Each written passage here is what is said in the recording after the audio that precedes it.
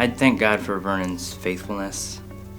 20 years is a long time, especially these days. People don't stay in one place for very long, and he's invested himself in this place and the people here. I think I can speak for all of us. We pretty much went through middle school and high school, being the students and also being brought up into student leadership through Kerugma and Doulos, and we all were lugheads. So yeah, it's been a long road, and then even moving into just keeping that relationship with him after high school, going through college and going away and coming back. He's always been a pretty big part of our lives. He is single-handedly the person that brought me or kept me at Northland when I visited with a friend back in 1994. And he's just been one of my best friends throughout these past 16 years. And I just thank God every day for Vernon and who he's made me become in my spiritual walk with Christ. I thank God for Vernon because he was a huge influence and impact on my life, especially when I started thinking about becoming a youth pastor. He really influenced me and inspired me to become one. I think Vernon is what makes Northland relevant. I think what's interesting is he's been here for 20 years, and I've been here for a long time, or been around for a long time, and seen the phases of Northland, seen it change and see it stay relevant due to the fact of his leadership. He's always had his hand in the youth ministry. He's always had his hand in worship. He's always had his hand, across the board of leadership at this church. And so to see Northland change from back at the rink all the way to where it is today, he's definitely played one of the key roles in being the guy that makes it relevant, the guy that makes it easy for people to come here and relate to who Jesus is.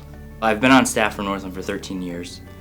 A large part of that time I was in the worship department. Prior to that, I was an audio technician. There was one event going on and Vernon was leading worship, and he came to me and asked me if I would play guitar with him that night. Not so much now, but back then I had a real problem with nerves and anxiety, and the idea of not being prepared and just going up on stage with him was an obstacle for me. And so I declined and said I've got work to do. And he came to me that night before the event and essentially told me I was wasting what God had given me and holding on to it much too tightly, and that it wasn't really mine to keep. That's true of all of us. What God's given us, what He's entrusted to us or put us in stewardship over, it's not really ours. It's for the benefit of other people. So every time a decision comes down to doing the comfortable thing or the convenient thing or doing the right thing, I think about Vernon and that night. He's probably one of the more real people I've ever met, and it's neat because it's never about him. I'll ask him about himself, but it always turns around to really caring about me and what's gone on in my life and in ways that he can help me, even if I don't ask for help. He's always has that servant attitude, and that's a wonderful quality about him.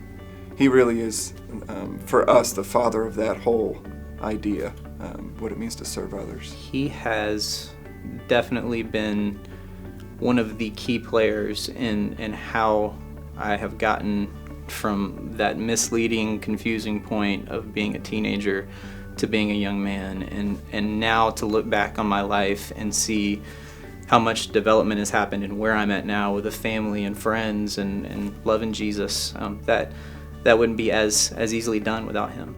Just for Vernon's sake, stories we left out would be stuff about a pizza box and a Doritos bag and the one rule of Christmas camp and sit-ups. Things called atomic sit-ups and some stories that happened in the Keys with Sea-Doos. We've toilet papered his house. We've stuck plastic forks, thousands of plastic forks in his yard, and he's chased us down the street with eggs at 2 o'clock in the morning, laughing even though inside he might not have been. But he's always a good sport. He's always a good sport. We have a little respect for you, Vernon. And Pigeon Forge and Gatlinburg, that'll be, these are all inside jokes, but. We love you, Vernon.